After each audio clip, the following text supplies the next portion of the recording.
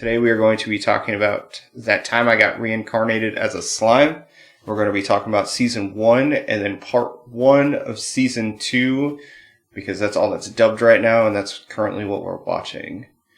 As per tradition, we are starting with a adult beverage of choice. Lance, what's going to be your adult beverage today? My adult beverage of choice today is going to be Glenmorangie, a fantastic whiskey. This one's aged 12 years. Ricky, what are you drinking? I'm drinking the same, but mine is aged 14 years. Topping you off a little bit, Lance. Just a little bit. Matt, what about you? And then I'm also drinking a Glenmorangie, but mine's only the 12-year. Suckers. It's all right. So, Lance, let's. Why don't you give us a synopsis and let people know what this is about in case they haven't seen it? Sure. That time I got reincarnated as a slime is a very easy anime to put into a nutshell. It's a show about a guy who gets transported into a different world after he dies, and he's one of those overpowered characters who completely dominates everything, but he's trying to repurpose this world and trying to get all these monsters to live together harmoniously, and we get to see his route through the entire show. It's a pretty good synopsis. I couldn't say it any better. Yeah, it just came out the top of my head.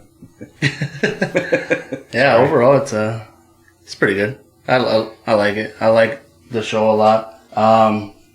One thing that you forgot to mention is he died by a random person stabbing him. Oh yeah, and they did make mention of that multiple times by some rando. They do mention it, but they don't make it like a plot point. You know what I mean? Like it's not something that they come back to, like trying to find out who that person was. Right. So. And I guess for as many times as they've mentioned that he's been killed by some rando, that maybe they'd go back and like it'd be of more importance, or at least maybe at the end of the series when it comes to an end, like this was just me spitballing, but maybe at the end of the series he goes back into his real world where his killer is there and like he ends up waking up.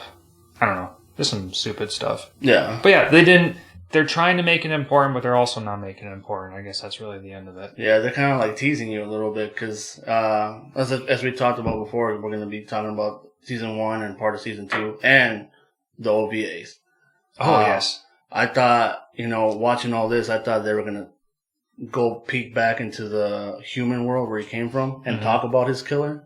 But they just keep on bringing it up when he died, and that's where they leave it. Right. So they're teasing you with it. They just haven't told you everything about it, I guess.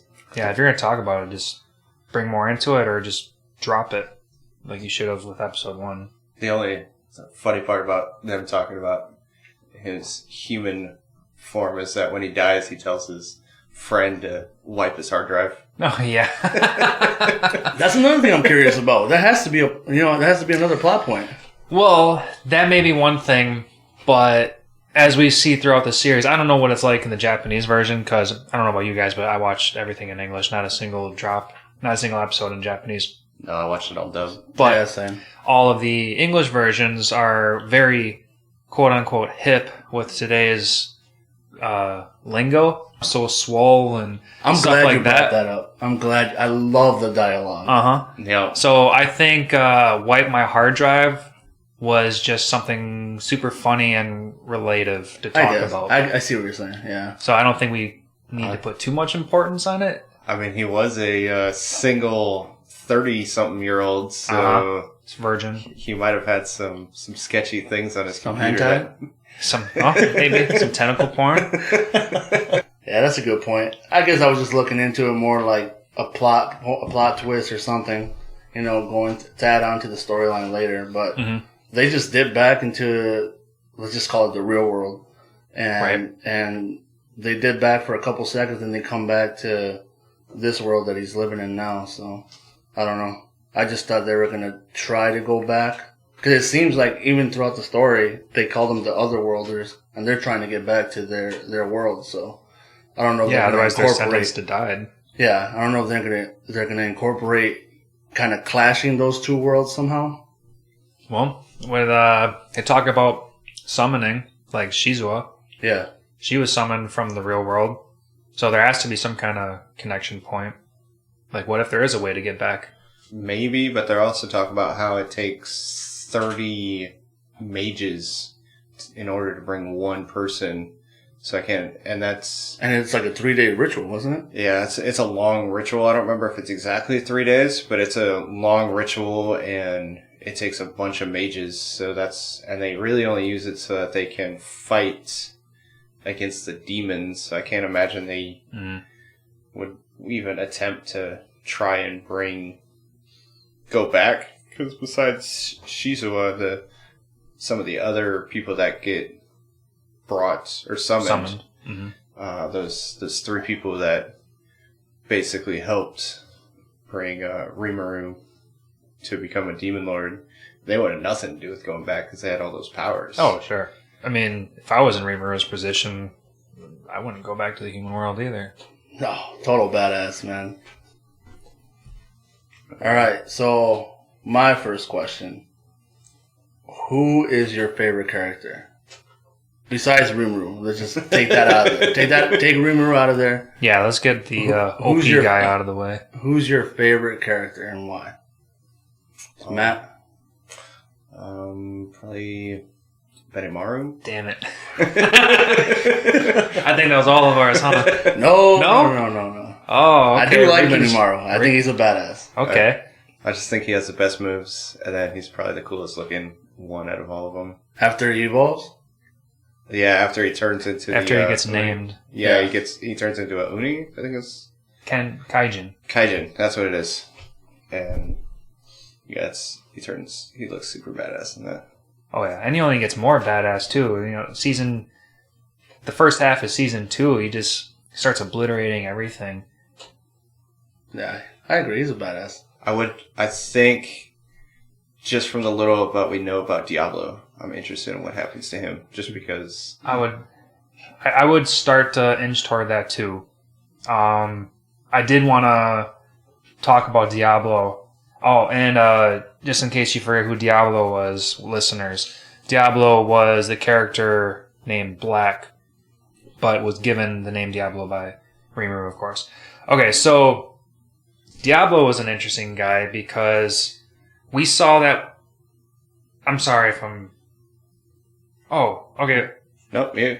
Well, sorry, Ricky. I totally skipped over who your favorite character was, just because I wanted to start talking about Diablo so much. Actually, Diablo became one of my favorites, but before Diablo, I did like Soye,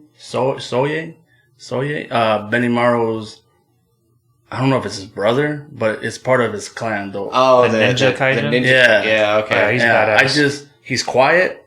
He's quiet, and he just doesn't... He's cool. He doesn't have to say much, and he just proves to you, or he shows you his powers. His loyalty and stuff. Everything.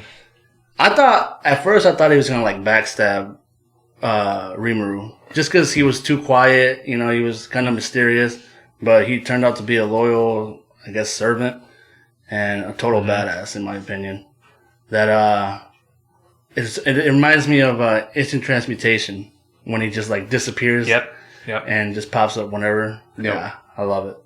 But anyways, talking about Diablo, also my favorite. Oh yeah, he's very up there. But I'm also torn between both ways because, what was it, at the end of season 1, we see that Shizuo's passed just as after she's gotten after the Ifrit spirit, and this was a regular episode, right? This wasn't not an OVA. Nope. Yeah. Okay. And we see the introduction of Black and how they fight, and Black is such a badass in that entire episode, and that's the only time we see him there. And then we don't see Black again, skipping the OVAs, because he was also a badass in one of the OVAs. But back into the actual main story. Rimuru summons him and 2 other of those basically lesser demons, slightly lesser than the demon lord, I think. Yeah. They're in my notes, but he turns into a bitch. I wanted to attack him so bad because back then he was such a badass and he wanted to take out everything. But then as soon as he's summoned by Rimuru, all of a sudden he wants nothing more than just to serve under him, and he whimpers and he whines, and the whining, that's what really turned me down. Like, dude, you've got all this power and you just... I can see what you're saying. He gets down on his knees like, I just want to serve you, basically. But there's obviously something behind that. He has to serve somebody powerful. You know what I mean? Ooh. So there is obviously something behind that. But they did make those little 10 seconds of him being a bitch. Yeah. Well, it's when it comes to monsters, it's always about the survival of the fittest, and Rimuru is obviously significantly stronger if he could summon now 3 of them. Diablo. Yeah, so I kind of feel like he's playing his cards that if he were to stay safe. Not really stay safe, but if he were to find out that Rimuru is not actually as strong as he believes him to be, then that's when he might turn into his previous self. Okay. I want to make another... Well, not another, but I want to make a prediction right now. Like, it was as soon as I saw that scene where Rimuru was giving Black his official name of Diablo. Yeah.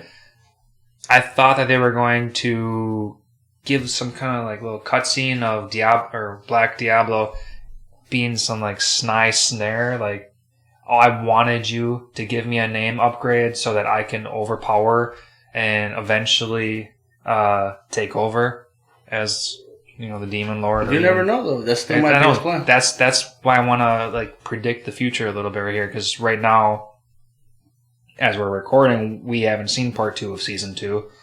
So I think that would be a good twist of events. And I mean, I know everything is so happy-go-lucky for the most part, but I think that would be a very fun twist.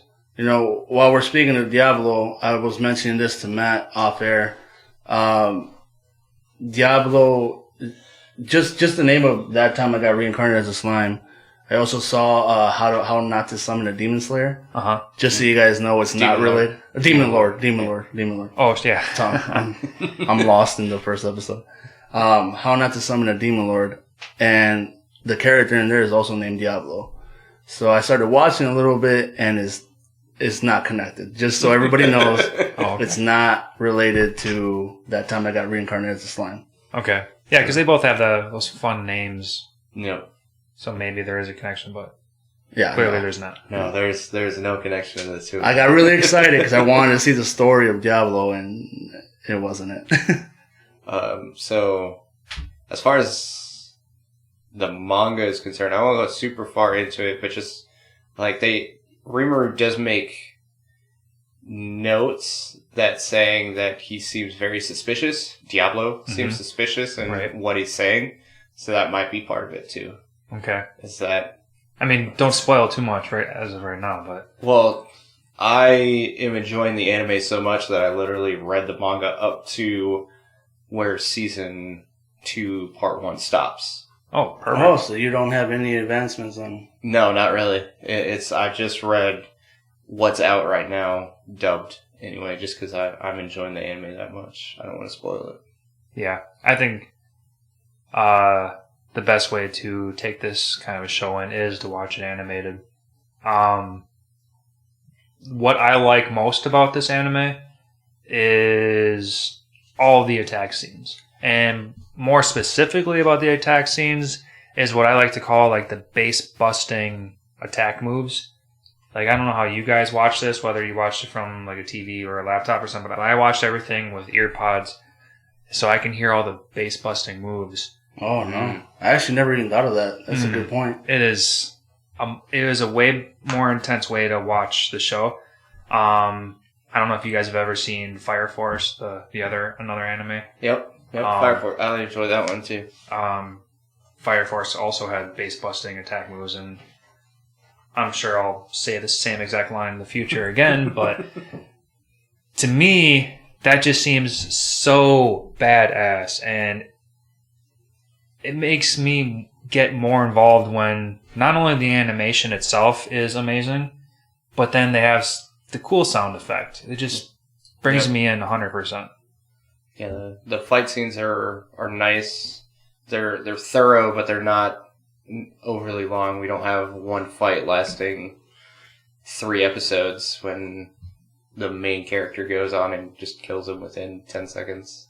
Yeah. So it's kind of nice. And then you've got all the sad characters that have all these ridiculous moves. Like when they were fighting the Orc Lord, and you just see all these giant explosions going on in other parts of the battle. I thought that was awesome. Mm-hmm. I like this. I really like this anime because it's very laid back. Like it's like the dialogue, bringing back the dialogue. It's not too serious. Like everything's, happy, go lucky. But they also do have some serious moments. And especially it's very diplomatic. Which is kind of really cool to see how potentially a nation or a country can get started like that. From the ground up. Exactly. Yeah, I think this is a very cool concept too. I can definitely agree.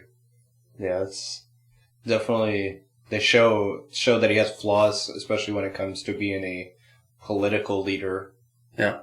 And which is... Well, because in the human world, he was not. Yeah. He's learning as he goes himself. Yep. And which is also very nice to combat him being so OP to begin with. Mm-hmm. So let's show a little bit of weakness or a little bit of a learning curve. Just at least involve some kind of excitement for us viewers. Speaking of the learning curve, going back to being political or diplomatic, I just got done watching the episode when he goes to the nation of Dwargon and meets the king. Mm-hmm. Gaziru, I believe his name. But in that episode, he's giving him pointers how to talk to his people. Oh, yeah. And he just named a list of don't be too humble.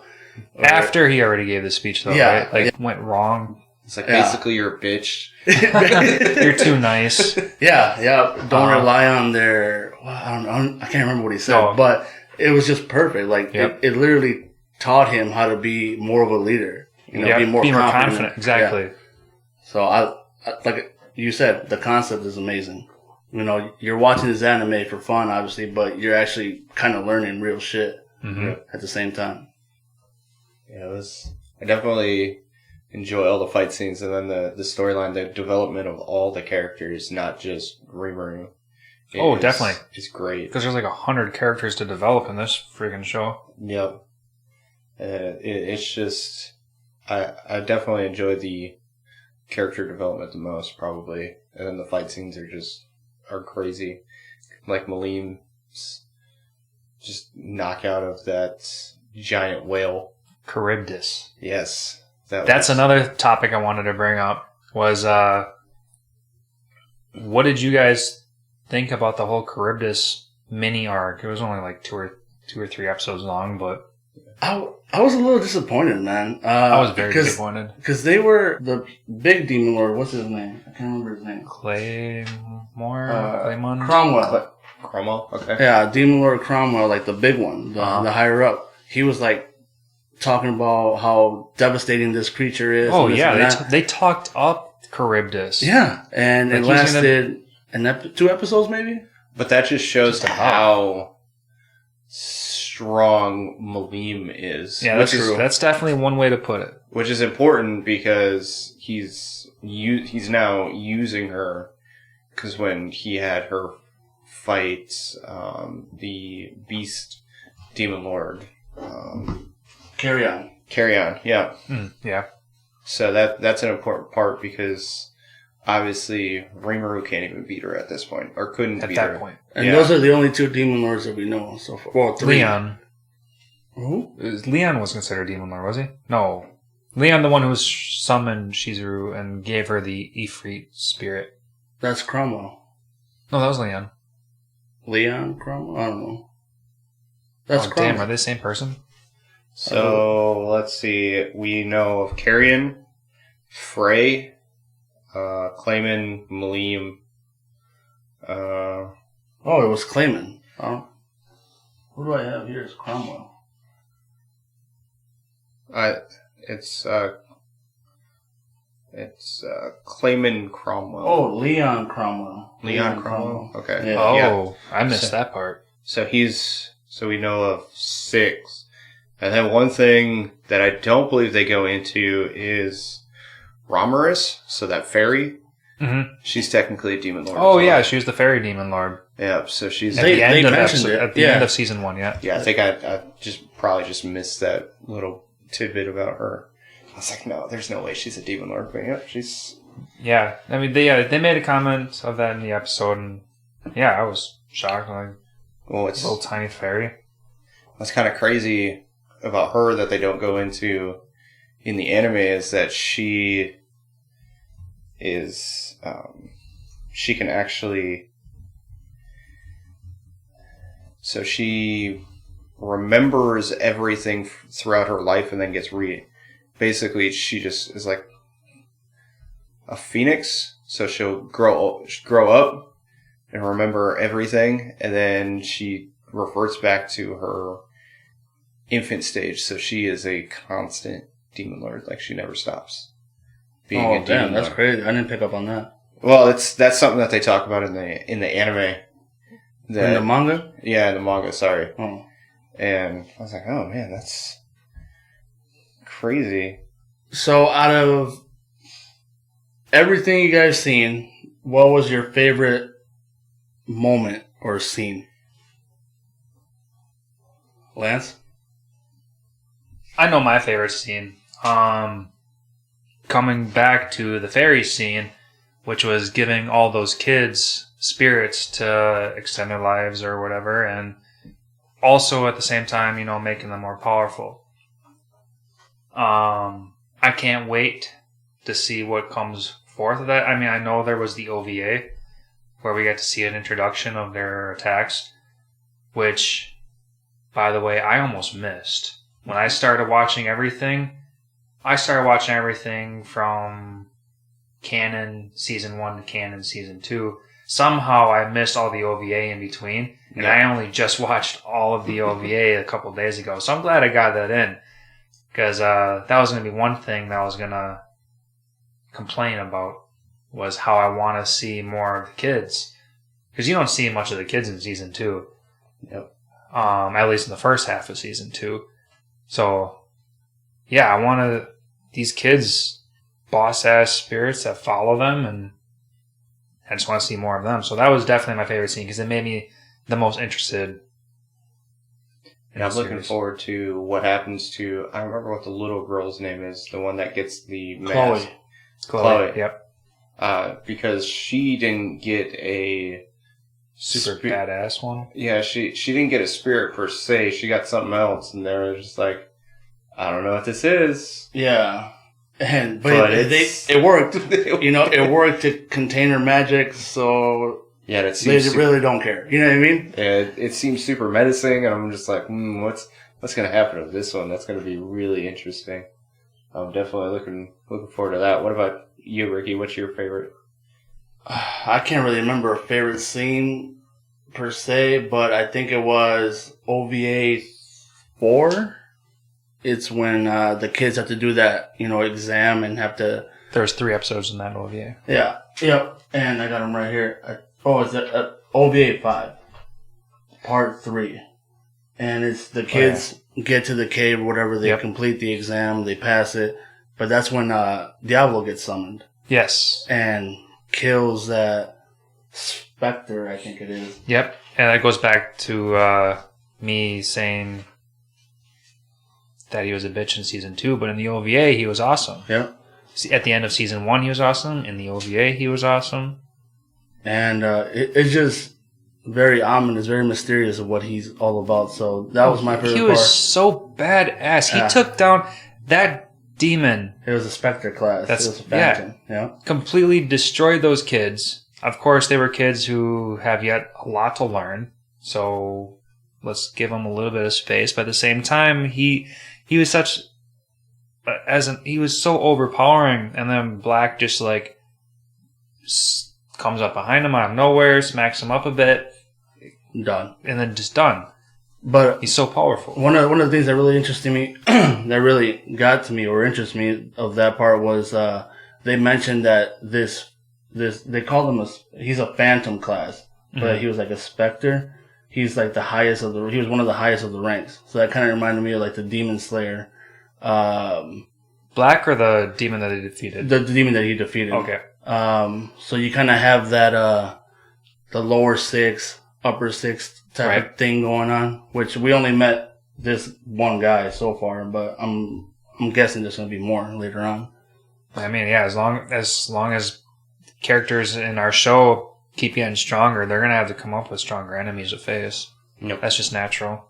And another thing that just got me like super curious is once he defeats this phantom, Diablo's only request is to keep him a secret.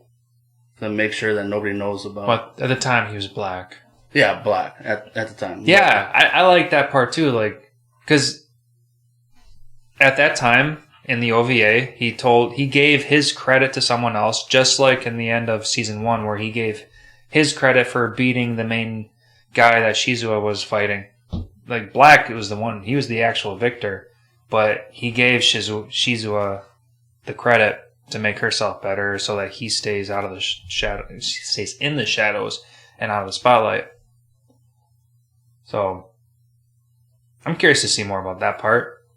That's why he's one of my favorites, man. Because you just don't know yet. You've seen a little bit of his power, and I'm going to tell you right now, that's not the full extent. Oh God, no! Because they're hyping him up, Yeah. and we're only seeing him do like these little attacks. They're super cool, but he's super quick. He's super powerful. But of course, because of the simplicity, there's so much more behind it. Yeah, I'm trying to think. Probably my favorite part would be, I really like the Maleem attack. I just thought it was so cool to see when she fought Charybdis? Demon Lord Carry on? Yeah. At the end of part 1 of season 2? Yeah. Ooh, she even had like that mini little transformation. Yeah, I think that fight was cool because he had a transformation, she had a transformation. I thought that fight was great. I also thought I enjoyed the fight that he had with Shizu's apprentice. I'm trying to remember what her name is, but she's a part of the Holy Western Church. The one that fought Rimuru in the beginning of season 2, where Rimuru had to like make that like chimera copy. Yeah, he made an instant copy of himself, and like that's the only reason why he was survived, kind of thing, which was nice because, as we've been saying, he's so overpowered that it's nice to find a couple people that are a little bit stronger than him, at least at that point. Right. So it gives him a little bit of an arc. And I'm trying to think. I definitely enjoyed when he just obliterated all of the humans that to fulfill his demon seed. Yeah. Oh yeah. I was so happy to see him just like ruthlessly just fuck up everybody. Well, that's kind of a moment too where he like realized, in his past life he was a human, but he's a slime now. Oh, not only a slime but a monster. Yeah, a monster. Yeah. Yeah, it's definitely. I think he realized that during the battle with Shizu's apprentice. Well, not only that, but he also said that he couldn't even cry when Shizu had died because he no longer felt like sadness because he's a monster. Well, it was. He couldn't really explain, like he couldn't really explain it, but he just knew that there was something going on that he couldn't cry. Like he was upset, but he couldn't cry even though he was upset about it. Mm-hmm. Yeah. And yeah, it was when the humans attacked Tempest that he was like, man, we're, I guess, not really a human anymore. I can't think that I'm a human. I'm a slime. I'm a monster. We're all monsters. I need to... Mm-hmm. See, I remember him saying, going back to him not crying, I remember him saying that, but when you go back to the episode, you obviously see a couple tears running down his face. Oh, yeah? Yeah. Oh, I'm running a blank on that one. Yeah. Because when he absorbs Shizu, obviously he transforms to that body, and then the guys open up the tent, and he turns around. There's a stream of tears. You're right. Yeah, he was completely emotional at the whole entire thing. Yeah, so. But maybe in his slime form, he didn't feel anything compared to when he because he mentions in his slime form he can't taste anything either. Yeah, so I wonder if that's the emotion. Like, the emotions are not actually his, but, like, he knows they're not his. They're actually just the human Shizu type. From his predator skill. Yeah. Mm-hmm. And that could be a part of why he has those pseudo feelings. Right. Yeah. So, what about you guys? What's some of your favorite fight scenes? Oh, Benny Maru, man. Benny Maru, when they were fighting the orcs? Ogres? They're ogres. They used to be ogres. Yeah. Benny Maru and his clan used to be ogres. Yeah. So they were fighting the orcs, right? Yes. I believe so. Orcs were the pigs. Yeah. Yeah. When they were fighting the orcs. And he was just blowing them up with like his... I don't even know what to call it. It was just like a fire bomb, and they were just exploding everywhere. That was one of my favorites. You, Lance? Let me throw this into two things. The most surprising of the attack or the fighting scenes that I had was near the end of season 2, part 1, was with the orcs, and like that fight scene. It was like, I don't know, like 2 episodes long or so, but so much fighting was going down. There's so much. To be more specific, it was all the fighting that was going down when Rimuru was trying to get his Death Seed deal going down. And everybody was just fucking up everybody. So much stuff was going down. I loved everything. Gabta, the leader... He was not the leader. He's the little ogre. He's the little...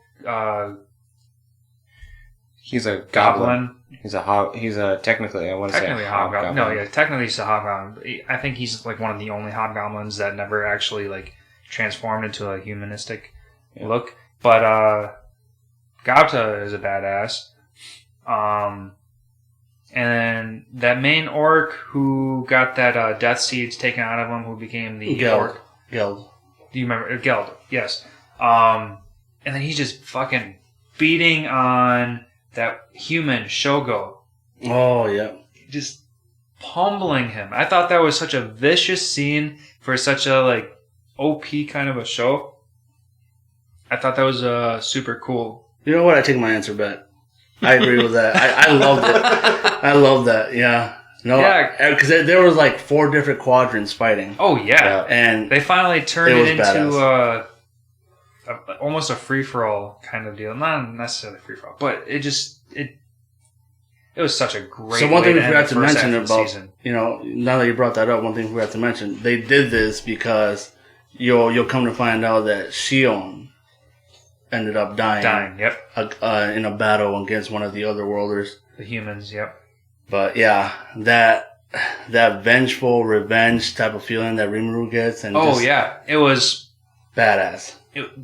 Dude, they had decisions had to be made, and they chose that becoming a demon lord was the only way to, show your best foot. And becoming a demon lord would be. There's a chance of getting the people that you lost back. Oh, well, yeah, I suppose that's really that's the main reason. There was like, 3.1? It was not 3.14, was it? So it was 3. It was 3.14. Was it pi? Okay, pi. I was going to say, there was a whole pi thing, right? Okay. But it was 3.14 before he became a demon lord. And they didn't say what it was going to be after. Yeah. Oh, yeah, because after he became the demon lord, he all of a sudden... But before we continue, do you guys remember that story that he heard? Yes. Before? With Maleem? Yes. That was definitely Maleem, that's right? Another topic I wanted to That was definitely Maleem. That was and they don't say it was. They never say it because I think it was very clever writing on their part not to say who it was, but they animated it. I don't know about in the manga, but they animated it. Yes. Almost frame for frame, exactly. It was Maleem, and I thought that was freaking awesome.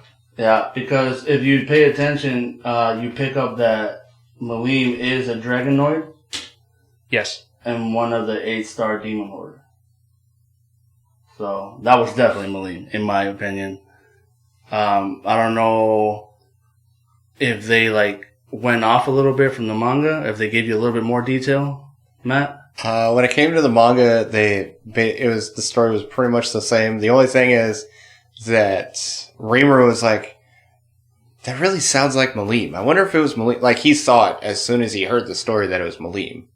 So they don't really go into who it is. Well, the anime doesn't say anything like that. No. But it's just a thought that Rimuru has, is that he believes that the story is, he's like, that's got to be about Maleem. Cause That kind of makes me curious, though, because if they say that in the manga, that if they were to put that in the anime, it would make me think, there might be another Dragonoid person that's as powerful as Maleem. Mm-hmm.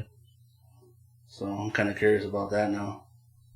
But in my opinion, that was Maleem. Lance, you agree? Maleem? Without a doubt. yeah, I definitely thought that was Maleem when I watched it. I'm like, it's got to be her. Because just how... Unless they're going to pull some kind of BS anime stuff and some random person that just so happens to look like Maleem comes out of the woodworks. No, that's... It's got to be Maleem. All right, so... In fact, I would be very upset if that's not Maleem. This topic, did you guys like that they brought them back?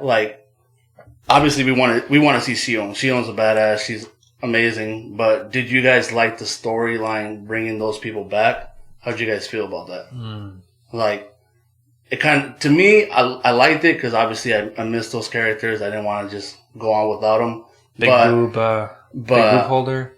It's like you're kind of making it be happy-go-lucky no matter what. You know what I mean? Yeah, because that just takes over the happy-go-lucky part. On one part, it makes you think that everybody is eventually going to be safe. Mm-hmm. Like Dragon Ball Z. You got the Dragon Balls to bring anybody back.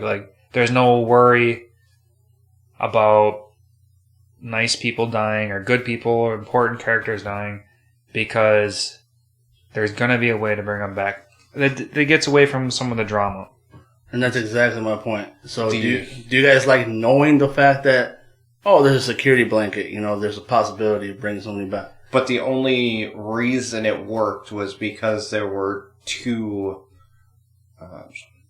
barriers around the area to not allow the souls to escape. That's true. Ooh.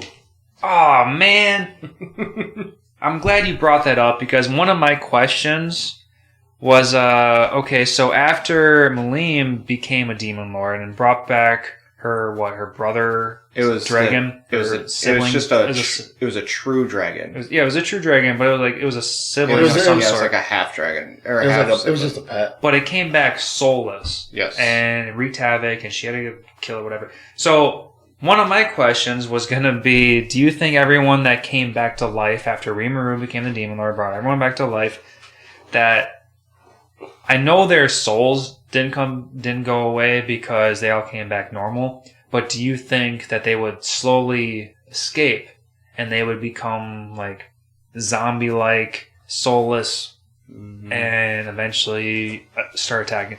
But, of course, now that you bring back the memory of that there was two separate shields keeping everything intact, I think it's pretty safe to say that it's not going to be that way. Yeah, no. I kind of get what you're saying. I thought there could be a little bit of repercussions. Right. Because if you learn anything from any type of anime, having that type of power to bring somebody back has some repercussions. Yeah, right. Eye for an eye. Yeah, exactly. Or Fullmetal Alchemist, you gotta... Well, technically he killed 20,000 humans, so... Oh, yeah. That was just for him to become powerful, not necessarily for the revival deal.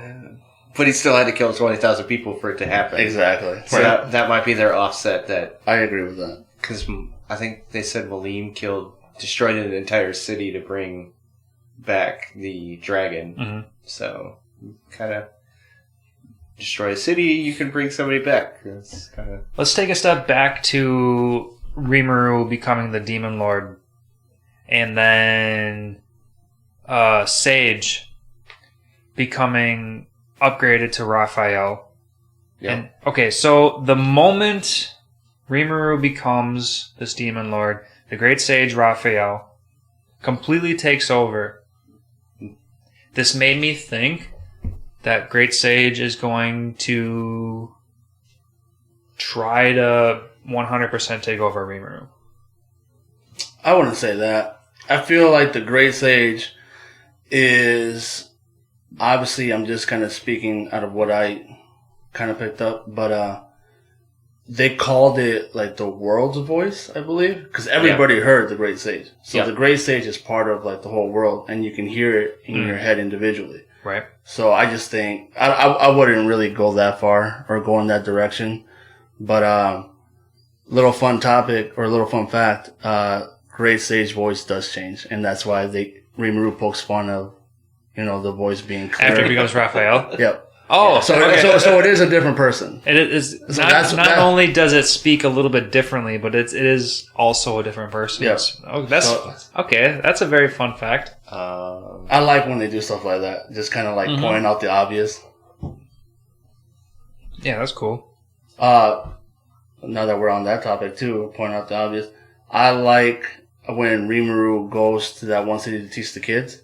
Yeah. And he meets, I can't remember his name. He meets somebody, one of the, like, I want to say like the mayor. I'm going to call him like the mayor of the city or whatever. He's the, in body alone, he's the chairman of the school. Okay, there you go. And he kind of bribes him with manga. Yep. That shit, as soon as I saw that, obviously it made me think of Matt right away, but it's like they incorporate these things from like the real world into this different universe, a different world, and I think that was kind of funny. So you want a good tidbit that I know you'll enjoy. Did you, by chance, get a glimpse of what the manga was? No. I tried looking. Dude, I don't know if you guys and our viewers noticed, but like every manga book that Rimuru spit out was actually very detailed as far as the back cover, where they had the scan code and like they probably had some little scribble summary on the back, but like I like the attention to detail. I'm guessing you know, Matt. I do know. And it is Full Metal Alchemist. No way. For real? Yeah. No way. Yep. So in the manga they talk about it, and he got brought back or he got summoned there before the Full Metal Alchemist finished. So he actually gave him all of Full Metal Alchemist so he could read it. Is that only in the manga or is that actually in the anime too? So that part's only in the manga. Oh my god. That little tidbit that they talk about. If you can get a picture of that, we will post it on our Instagram page or whatever. Obviously our listeners, we haven't really talked about it too much, but we will have Instagram, Facebook, and all that. You guys can check out our photos of when we do these podcasts. And eventually, once we get, better at this, we'll go live. But yeah, if you can take a picture of that, that'd be awesome to post on the Instagram page. Sure, why not? That'd be fun. Full Metal Alchemist, come on, man. Yeah, that's my shit. Which is why I knew you'd love that. Yep, it was a Full Metal Alchemist. It was a nice little tidbit that I'm like, oh man, Ricky would love this. Oh, I'm excited to see that. That's pretty cool. All right. Well, I'm having troubles trying to see if there is a connection between the two, whether it was created by the same person or not. But I know I give up. A lot of animes like to do little Easter eggs from other animes. Like, I don't want to spoil too much of like any kind of like future show, but like I just got done watching Dr. Stone, and season 2, they gave a huge shout out to like Dragon Ball Z. That was pretty cool. Yeah, I like seeing stuff like that. Obviously one of Easter eggs are awesome. Yeah, Easter eggs are always awesome. But obviously, Disney does them all the time, or Pixar, stuff like that. Oh, especially I mean, we're going off on a tangent, but I love how Disney like incorporates all of their old movies and they intercept with movies. Yeah, same. I love so watching, many webs. trying to find stuff in the background. Oh, yeah. Speaking of that, Lance, me and you are big Digimon fans. Oh, yeah. Oh, I know exactly where you're going, and I am very prepared for what you're about to say because I was going to bring up this very similar thing. I think I know exactly what you're going to say. Go ahead, man. Go ahead. Okay, so now I'll just say what I was going to say. Did you know Agumon was in this series? Yes, but that's what I wanted to bring up. But it wasn't the famous Tom Fon. Okay, can I play a quick? Oh yeah, go for it. All right, this dude, one of the followers of Gabiru. Gabiru. One of the followers of Gabiru. All right, here he is. Where shall we head to next? Are there any other villages awaiting my greatness? Actually, there is one more goblin settlement. Oh, look, there he is. Yes, but... But it's not the famous Tom Fon that. Okay, that that's probably that's probably right. It's not the exact same thing. But the moment I heard that dude's voice, I'm like, fucking Agumon. Yep.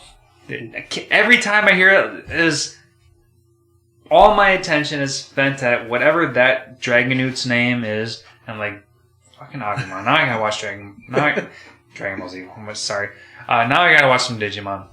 Yep. So speaking of voice characters, I was looking at all the voice characters, and you know who the English voice character for Gapta is? Who's that? It's Ryan Reynolds. No, what? Yep. What? Yep. Ryan Reynolds is an anime voice actor. Yep, that's probably got to start when he did Detective Pikachu, and sure. Apparently seemed to love it. No, yeah. Detective Pikachu did come up before Slime did. I'm a little disappointed I didn't catch on to that. Yeah, I didn't either. When I saw that, I'm like, "There's no way." Yep, it sure is. It's Ryan. I was like, "Man, Ryan Reynolds, you're the GOAT." Just saying. Fucking love you, man. Okay, just on a quick tangent. I saw this TikTok about some dude. It was one of those side-by-side things, like a dude watching a video, and he's like, "Are you gonna cheat on your girl with this super hot girl?" And he's like, "Nah." "You're gonna cheat on your girl with this super hot girl?" And he's like, "Nah." And then it shows a picture of Ryan Reynolds, and then the married guy like sucks his ring finger and pulls his ring finger off. I'm like, yeah. That is awesome, man. I did not pick up on that. I didn't either. That's good. I knew he was a good actor, but man, apparently he's doing voice acting now too. I love everything about Reynolds, man. He's awesome. I don't know about Green Lantern. Sorry about that. He doesn't know about Green Lantern. He doesn't even remember it. A little bit of money in his pocket, that's all that matters. No, I love Ryan Reynolds, man. That's awesome. That's great. Uh-huh. I'm pretty sure we all love this anime. So yes. yeah. So that just made it even better. Just all these extra little stuff. There's Gapta right there. I'm watching random episode as we play this podcast or record this podcast. Uh-huh. So when it comes to part 2 of season 2, is there something you guys are wanting to see? I want to jump in on this one real quick. A couple days ago, I was dead straight on this exact question and how I wanted to see more of the students. But then I remembered, after going through the episodes, I realized that I missed the OVAs. And I did watch the OVAs. And like I said earlier in the episode, we got the introduction of the kids. I still want to see more of the kids. Okay. I'm sure you will. Oh, yeah. It's obviously a big part of the story, especially when Chloe getting that mask. So I'm pretty sure you will. I'm pretty sure we all will. But I want to see, obviously, more. I want to see the backstory of Diablo. Because we're obviously going to see what happens with Diablo going on board. I'm on board with that. But I want to see the more backstory of Diablo. That's why I said I started watching in Hard. Not related. So that kind of sucks. What about you, Matt?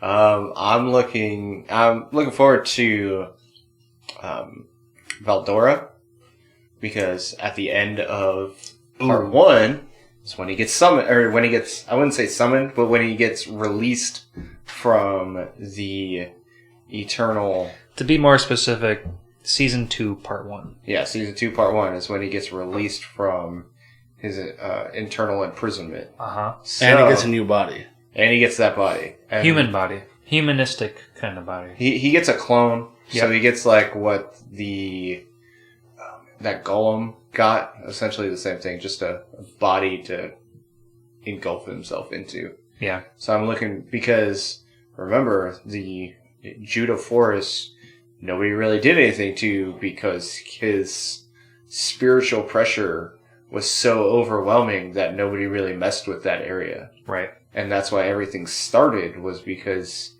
it disappeared. Mm-hmm. So I'm looking forward to seeing what happens now that he's returned. Okay. This is a good segue to bring me into a question that I have. With this being said, do you guys remember how Rimuru first became super strong and everybody can sense that he was the strongest in the area? And that being said, I guess the yogurt or the goblins. Yeah, were the goblins. The goblins were the ones to sense that he was really strong. Whatever. Rimuru absorbed Valdora. Yep. Okay? Now that Valdora is no longer inside him, do you think that Rimuru is going to lose a lot of his power? Because essentially, I would venture to say Valdora is the reason that he got 99% of his power to begin with. 99? Oh my god, he absorbed a dragon. Well, you gotta remember, he does have Ifrit. To start, okay, good point. But to start out with? Oh, yeah, definitely. To start out with, okay. Yeah, definitely, because he absorbed a couple monsters, a spider, a lizard here and there. That cave. Oh, yeah, for he sure. dominated the cave, which was good. I mean, it's going to help in the future. I mean, it obviously helped in a couple of random ass episodes that didn't matter. But my point is, now that Valdora is no longer inside him, do you think Rimuru is going to become a bitch? I will give you my honest answer. I want to that he still has some of his powers in him. Like, he just let go. Obviously, he let go of Valdora, Mm-hmm. but he kept a little bit of him inside. You know what I mean? I have two stemming ideas out of this, and I think Matt's gonna. I think you're stemming off of one, and I can already see Matt's face. I think he's gonna stem off the other one. Go ahead, Matt. So I did read one chapter past. Oh my! So you lied to us. So you're a liar. You're a liar. One chapter. Sorry, You're a My liar. bad. Terrible person. Liar. And I will say, hopefully they do explain what happens to Rimuru. If not, then that's just for a future conversation. We'll just go with that. Okay. Okay. So I guess that didn't. My expectation of the other stemming didn't come into fruition with that. Because I can also branch this off into a couple of conversations, but Rimuru has the opportunity to copy everything. Yep. Not only absorb things, but also copy, because we can see that he can still create that mask that he gave to Perfect copy. Chloe. Oh, yeah. Yeah. Quick side tangent. There was a random episode where Rimuru was trying to sell brandy to one of the ladies of the evening. right. So he's trying to sell the brandy, but he said that he couldn't sell a lot because they didn't have the resources or whatever. And dude, if you can copy, if you have the ability to copy, then why don't you have unlimited resources? I don't think it's the ability to copy. I think it's the ability to, like, just craft stuff. I had resources to make that mask, and he was able to craft it. You know what I mean? Maybe, but they didn't. I only say that because in one episode, Rimuru copied. I don't remember the dude's name, but in the middle of season 1, where he ate like the dude's sword and spit out like 6 other swords. Yeah, but he was able to craft it. You're right. You're right because he did swallow. Kaijin. It was Kaijin's sword. Yeah. Yeah. Okay. He was able to craft it because he goes back to absorbing those the minerals in the cave. Yep. Yeah. Yeah. Okay. So he was able to craft it, not copy it. So he was able to have a blueprint of it. Right. I guess. And because he had the resources within, he could copy it. But I guess at the same time, that still doesn't necessarily explain why he can copy Shizu's mask. Because he gave Shizu's literal mask to Chloe, and then in season 2, part 1, he does make his own. He's got it on. You never know. You don't know what the mask is made of. He might have had those resources in his body, and all he needed to add was the magic spell kills of like not showing his magical power. I guess. Right. Yep. Yeah, that's because that mask could have just been made out of clay, and then it had the magic jewels put into it. That's actually a good point because you do see that mask crack. Yep. Yeah. As soon as it cracked, all of a sudden everything started going haywire. Yeah. So it could not be a exploded. perfect replica at that too. So we'll have to see how that goes. Ooh. And yeah, you're right. That means Rimuru recovered a broken mask to begin with. Maybe. What do you mean? Okay, when Shizu summoned Ifrit. Is the mask cracked? I don't believe the mask is cracked at all. Even when I thought that's when it the mask cracked in season 2. Yeah, the replica one. Yeah, in 2. I thought the mask cracked with Shizuo. No. Chloe's what's called Chloe's now. Chloe's mask is intact with no issues. So he made a replica. Yeah, and then that one cracked. That one cracked when he came back to Tempest and everybody was dead. Or not everybody, but a lot of the members were dead. Okay, well, I might be running a blank right now. And it'll be interesting to see. It's things where he can make a copy, but he still needs to use a little bit of the resource, and that's why he can't just make an unlimited number of. That's probably a good point. I mean, when the show started, he was eating everything inside of that cave. Yep. And which was also possible because Valdora was the one who was emitting his energy, and because he was emitting his energy, he was creating those magic jewels, and he just literally ate everything. So it just made him the OP character that he is. Yeah. So, like I said, he needed the resources to create something. Going back to Fullmetal Alchemist, equivalent exchange. Exactly. I still can't get over that, Matt. That's awesome that they have Fullmetal Alchemist in the manga. No, that's great because Full Metal is such a staple anime. Yeah. It's definitely something a lot of people know. If you guys haven't seen it, go see it. Oh, Point Blank Purge. Definitely. Point Blank Purge. Either version. Just get one of the versions in. Yeah. Personally, I like Brotherhood. But that's a topic for another day. Another topic, exactly. another day. Exactly. Let's talk more about Valdora. Okay. Because I feel like I can talk about him for quite a bit. He's a fucking dragon. I'm pretty sure he said he was one of 4 dragons. One of 4 true dragons. I don't think we've been introduced to any of the other 3. No, but they might have either been slain or. Ooh, good. I never even thought about the opportunity of them being slain. Or they were imprisoned as well. They don't really. I haven't really. Sure. I don't think they've gone into it at this point. No. I mean, Valdora is supposed to be so goddamn powerful. I was gonna say, yeah, you gotta assume that Valdora was the most powerful one out of those 4. But if you guys remember, do you guys remember who the one that was imprisoned him was? I want to say Shizuo. It was Shizuo. Okay. So might be one of those things where yes. Was it Shizuo? Yeah. Was. She just used like a spell. Yeah. She didn't necessarily overpower him. She just used an imprisonment spell. She basically tricked him into getting imprisoned. Yeah. Because I thought it was that person that Shizuo was following, and then all of a sudden, That would have been my second guess. I thought that was her.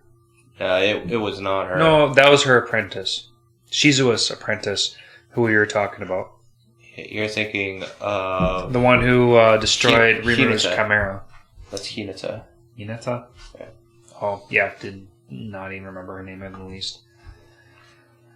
No, it was not. It was not her that imprisoned Valdora.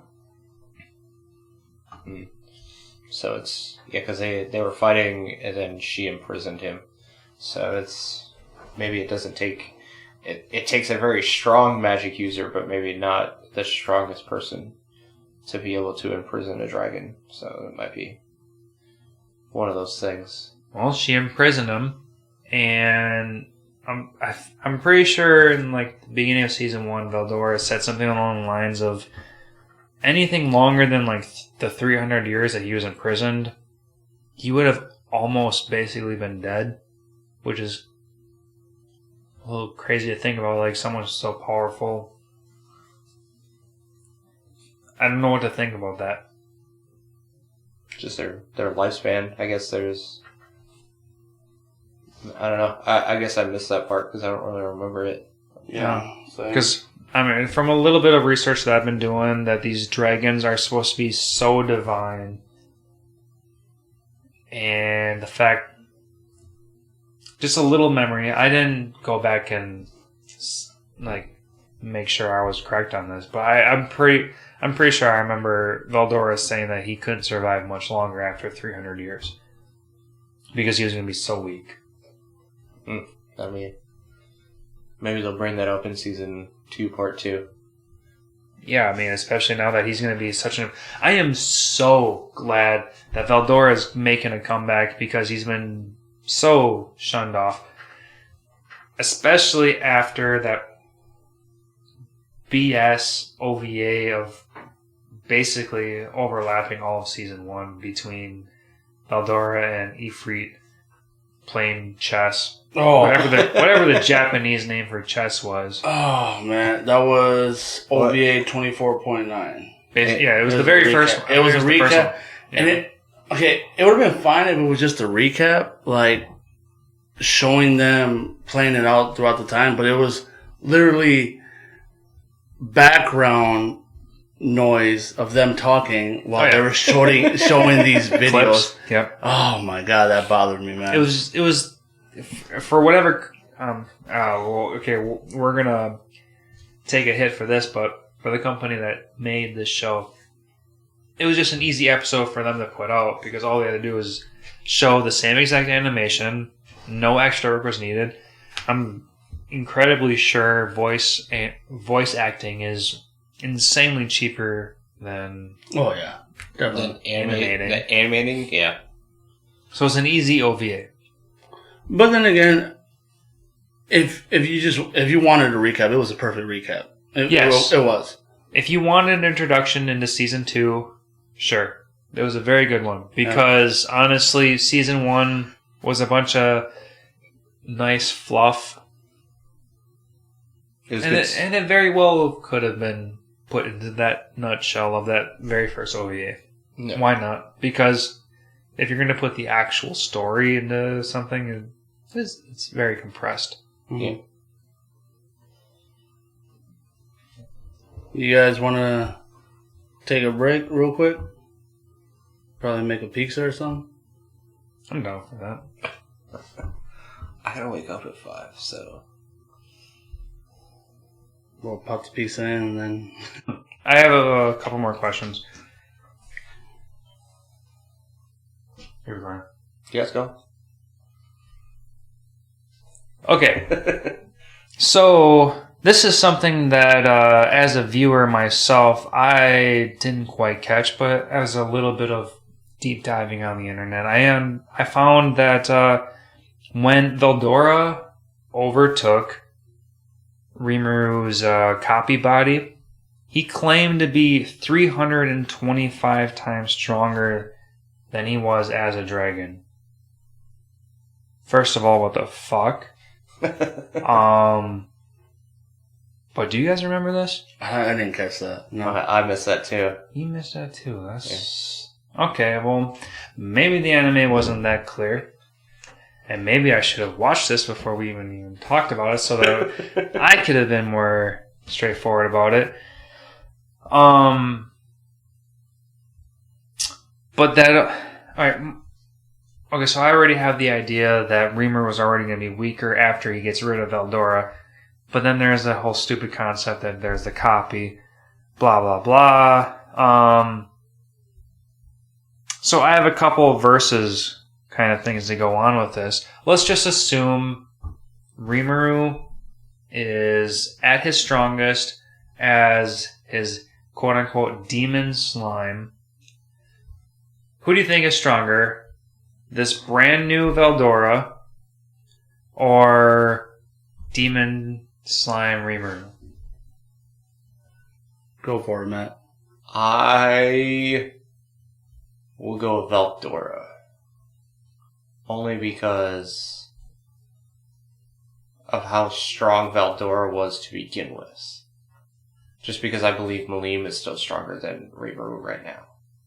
Like, at this moment in time, I think that Maleem is stronger than Rimuru. So I believe... Even after Rimuru has achieved Demon Lord? Yes. Because, yes, his magicules have increased tenfold and all these other things, but he's still learning his Demon Lord powers. So I believe at this moment in time... Yeah, I'm pretty sure we haven't expressed any of his powers outside of reviving everybody yet.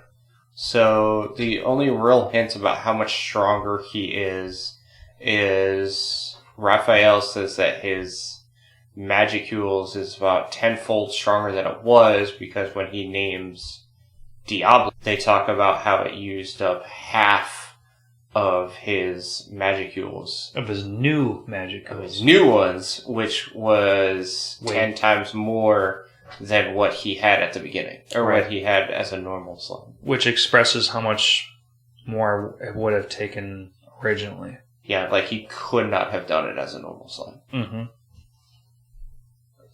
So what about you, Ricky? Like I said before, I still want to believe that Rimuru still has a little bit of Valdora in him. So... Like the copy effect? Sort of, yeah. Or like saved a little bit of his, whatever part of him. But I say Rimuru's a little bit stronger than Valdora. Not as strong as Maleem, but probably stronger than Valdora. So... Okay. Just because he still has that predator skill, and if you really want it, the predator skill itself is what makes him OP. Yeah.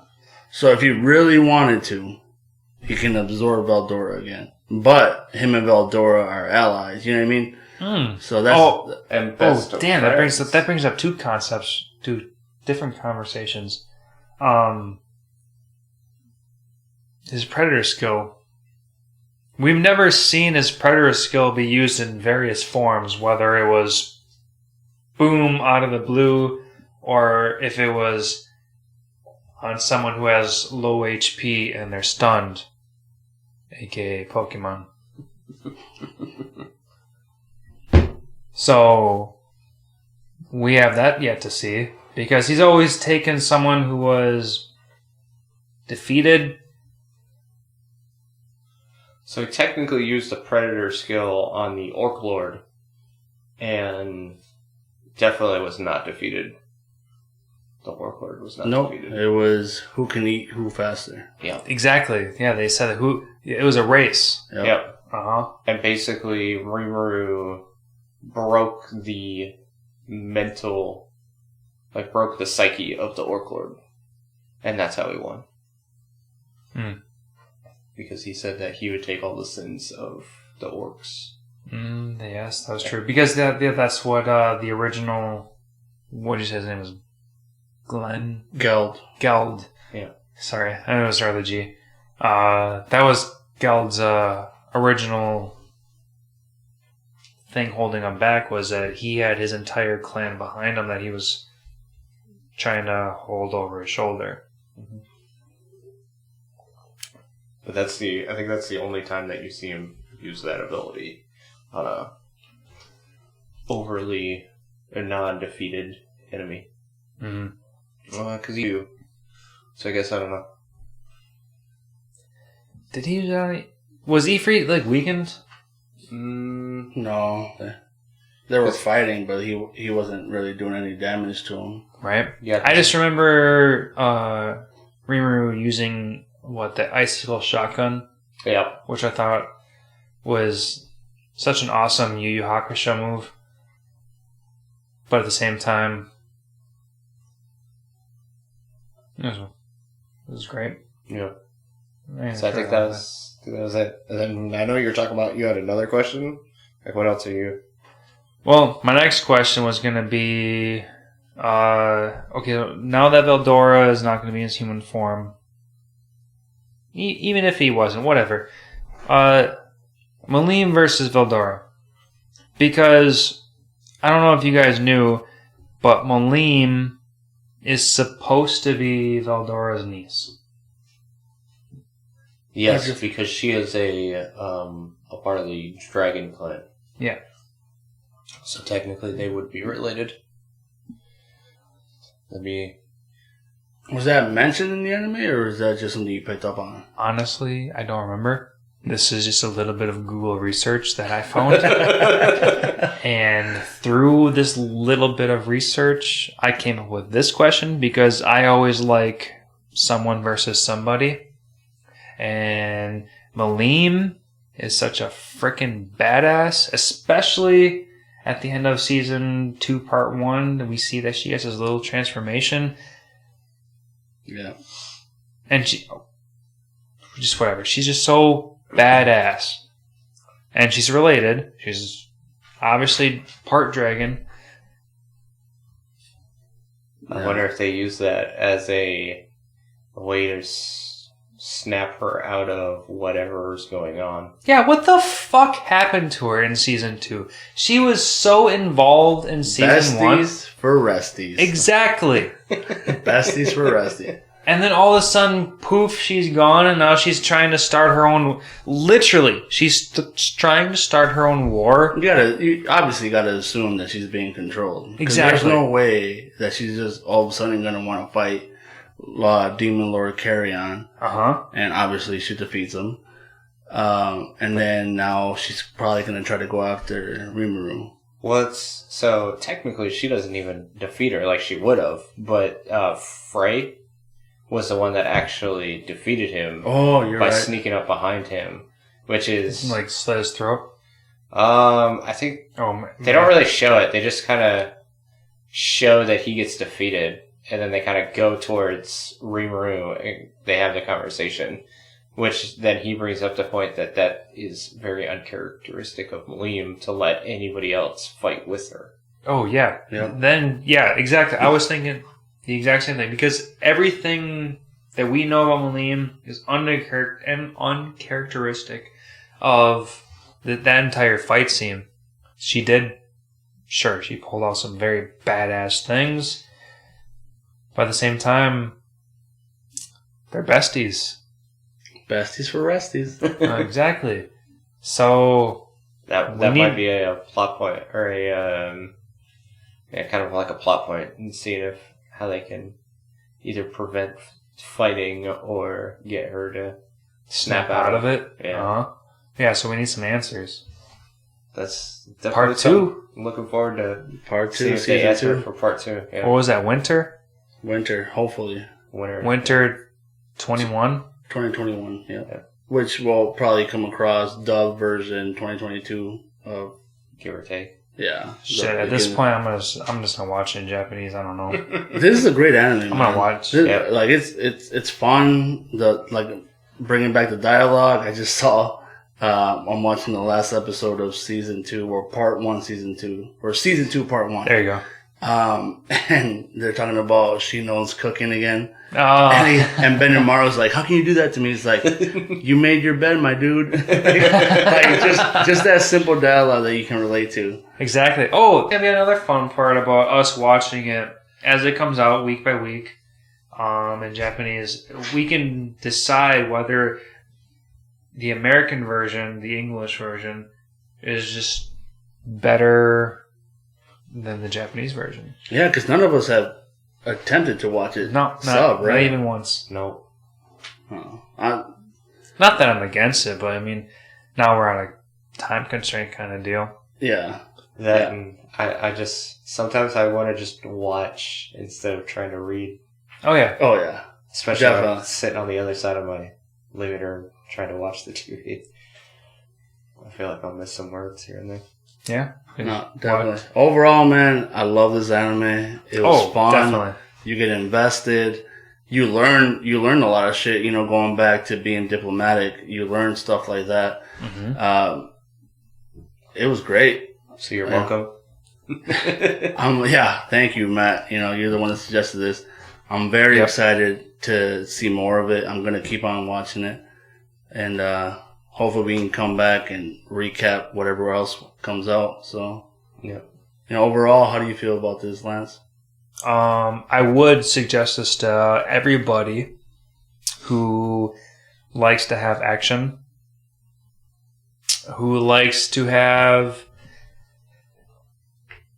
just some random stupidness also. Because they do have today's culture of humor. No. So today's kids would definitely be okay with it. I do suggest this to anybody who likes action and any newcomer to anime. Yeah, because it doesn't take itself too seriously, but it's got its serious points. It's got good action. The nice thing is that there is a tiny bit of fan service, but it's not bad. Like a lot of shows nowadays, it's just all over the place. The fan service. Fan service is very minimal. Yeah. Comparably. Yes, that's kind of nice. It's nice to get away from just the over the top fan service. Mm-hmm. Yeah. I definitely agree. I definitely agree with Lance. Very minimal, but there are some times where you don't want your kids watching. When Shino's got Rimuru holding him always under her tits. Under her tits. Not only that, but I'm pretty sure in one of the last couple episodes of season 2, part 1, was there not some kind of tentacle stuff going on? I don't think so. I think you're just stuck on that, Lance. I don't remember seeing any of that. I don't think so. All right, I'm just corrupted. I think you're going through your LimeWire days. Goku and Sailor Moon. Okay, we can edit that part out. That's.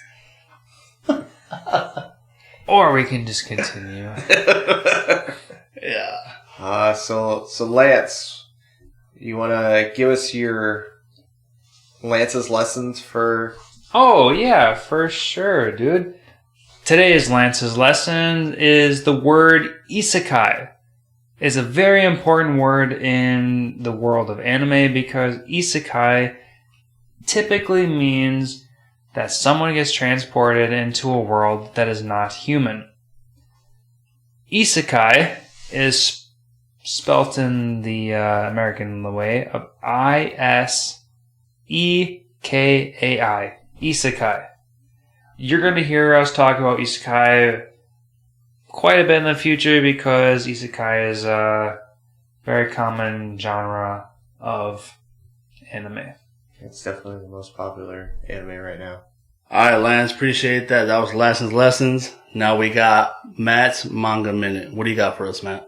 All right, so I can say there weren't a whole lot of differences as far as the anime and manga were concerned. There was a lot of little details that didn't get added.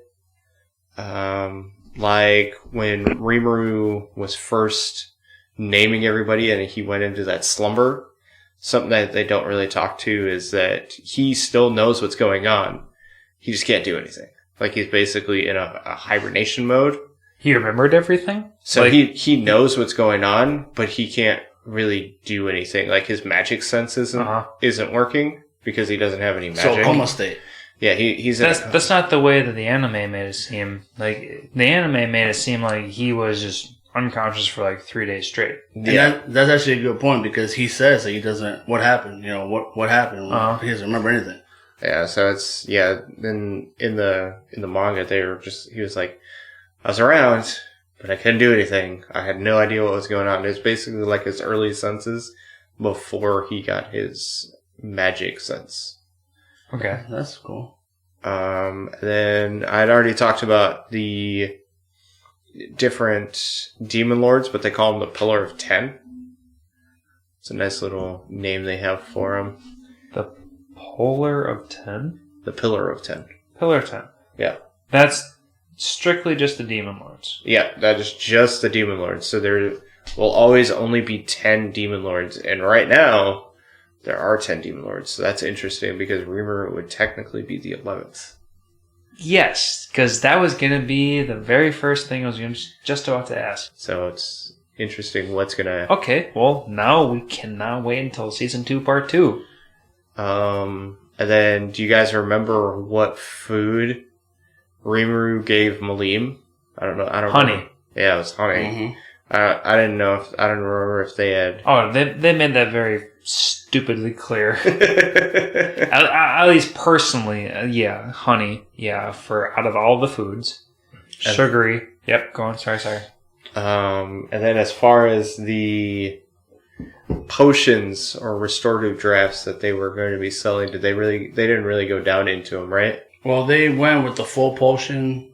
Full potions being the magicules that Rimuru absorbed in the beginning in the cave. That's the only thing that I really... I remember them having the full potion, which is very powerful, that they didn't want to really sell. Plus the idea that Rimuru could replicate shit. So, like, I don't want to throw that pin in there, but like, this just adds to his OP-ness. But go on. Well, anyway, so they're actually selling the town of Tempest is selling 3 different types of restorative drafts. There's the full... In the manga.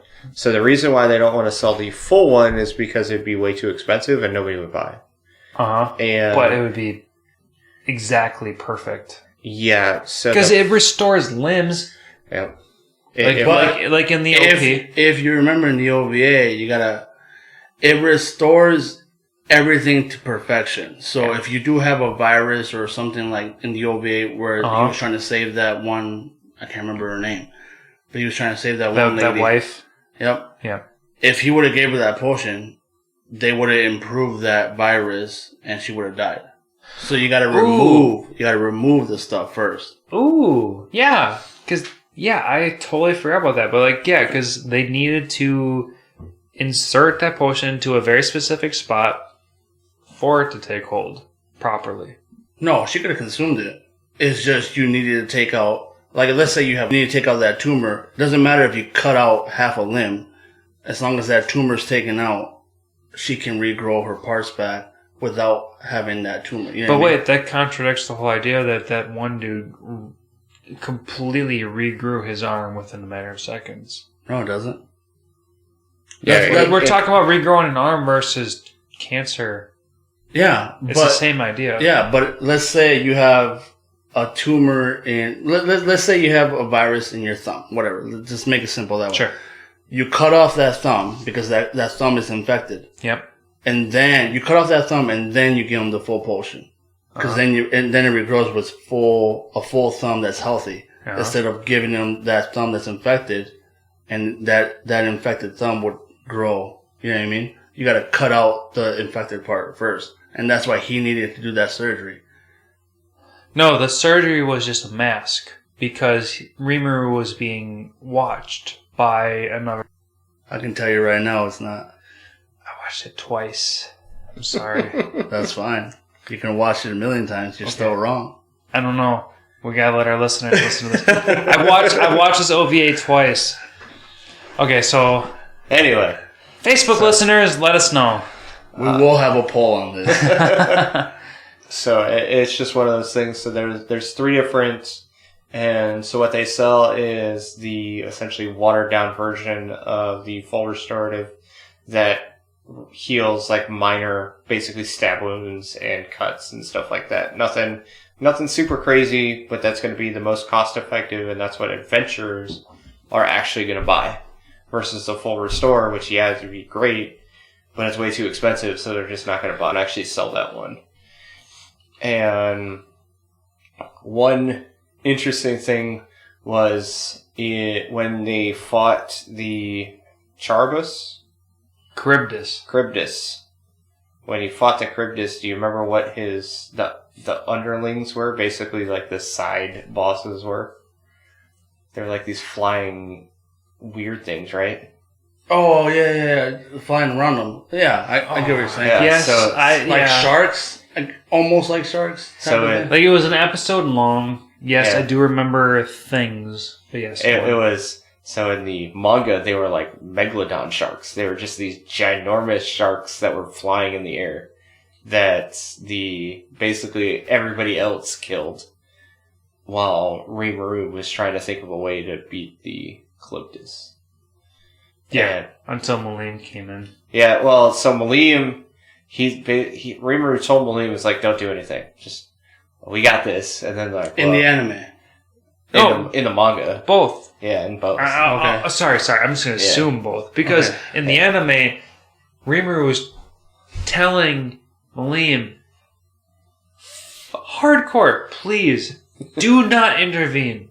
So the biggest reason why he didn't want her to intervene was because he was afraid that she was going to kill Forbo, which was one of Carrion's servants. Yep, you see him in the anime. And that's the host body. So Rimuru was afraid that Maleem was going to kill him. Was that the point of the manga, though? Because I know in the anime, he didn't want her to intervene because they wanted them to take care of it without having the help of a demon lord. It was a little bit of both. Okay. It was more. That's what we're trying to differentiate the manga and the anime. So. Yeah, it was the same, but it was just that they were megalodon sharks. That's the biggest difference. It's like they were just these ginormous sharks that were going around trying to eat everything. It was kind of funny and kind of badass at the same time. Might as well start throwing out some tornado sharks out there. Sharknado. So did they? I don't remember in the anime. Did they talk about how long it's been since Rimuru got reincarnated? Yes, but it's somewhere in my notes. And you know what? I'm not even going to say anything because a listener is going to be like, you're wrong because I'm taking a stab in the dark. But yes, they do at one point tell you what that is. So they mentioned it at some point. So it's been 2 years. It's been about 2 years. Oh, yeah, definitely 2 years.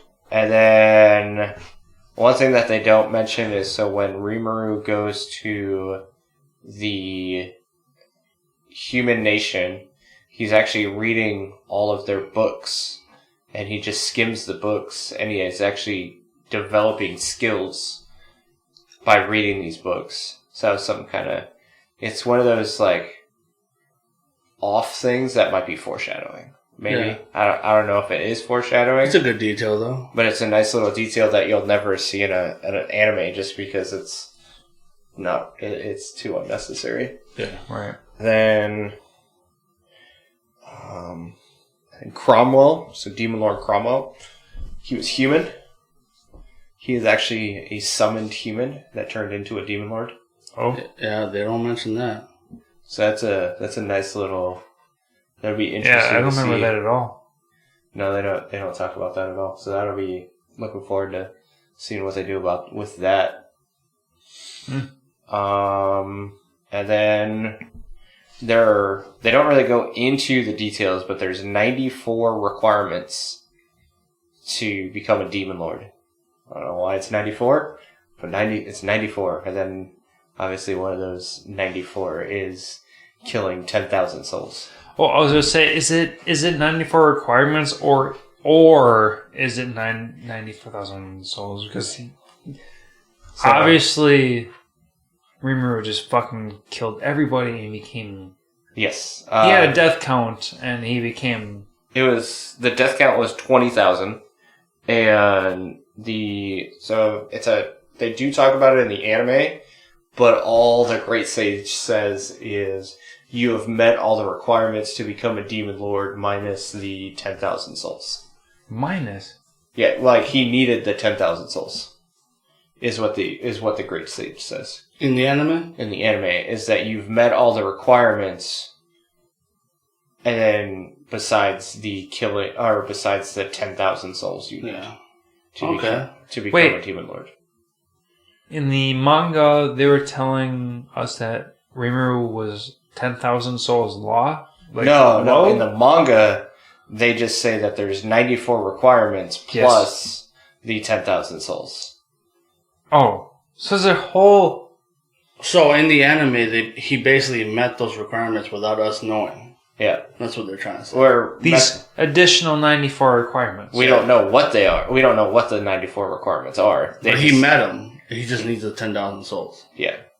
What the fuck? It's just brought up that there's 94 requirements. And this is why we have Matt's Manga Minute. So we can tell the difference. And then the best part of everything that I read is, you know how in the Demon Lord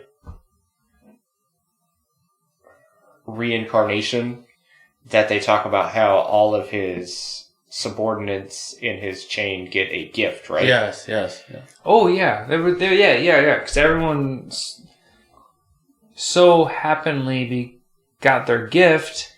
Not that they showed it, but we just assumed that this quote-unquote gift was that they all got stronger. That's just my assumption. No. It's like when anybody else gets reincarnated, they get whatever they most desire at that moment in time. So, Shion's most desired gift was to be a good cook. So she doesn't turn random reptiles into demons that destroy shit and... Does, but it's edible now. But it's edible. Yeah, so yeah. No, she's not going to kill whoever she cooks for. Yes, so that's a funny little detail is when Benimaru has to eat that food, is that they eat it. And it's all sound delicious. And it tastes good. It looks disgusting, but it tastes good. So now that we're on that topic, let me just get in here real quick. Do you remember the little password that Benimaru and Rimuru had? Yeah, she was a terrible cook. Shion's cooking tastes... Disgusting.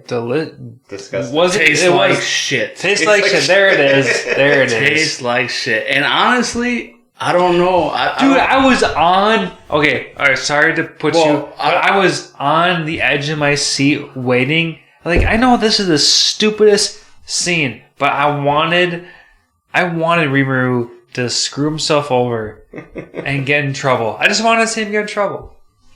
I'm sorry.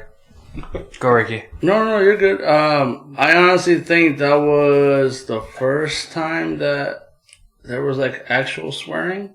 I can't recall though. Yes. Oh my god, they're swearing? Yeah, it tastes like shit. It tastes like shit. That was the first time they swore. Holy shit. You guy, I think you're right. Yeah. I don't remember any swearing prior to that. Not really. I mean, honestly, I kind of forgot about that to begin with. I do honestly remember that scene because it was very funny. It was hilarious. But yeah, the English version did straight up say it tastes like shit. Anything else, Matt? Nope, that was all the major details from... But it wasn't a whole lot different. There was just some minor details that they didn't really... wasn't necessary for the anime that they added. And then the whole Full Metal Alchemist thing. Still gets me. Still gets. I can't wait to see that picture. I think I might have found a little bit of glimpse of Fullmetal Alchemist manga. You just can't really tell. It's probably it's hard. very blurry. Yeah. But I think I might have found an image. I'll screenshot it next time I see it. But appreciate it, man. That was Matt's Manga Minute. We also had Lance's lessons prior. What are we watching next, Lance?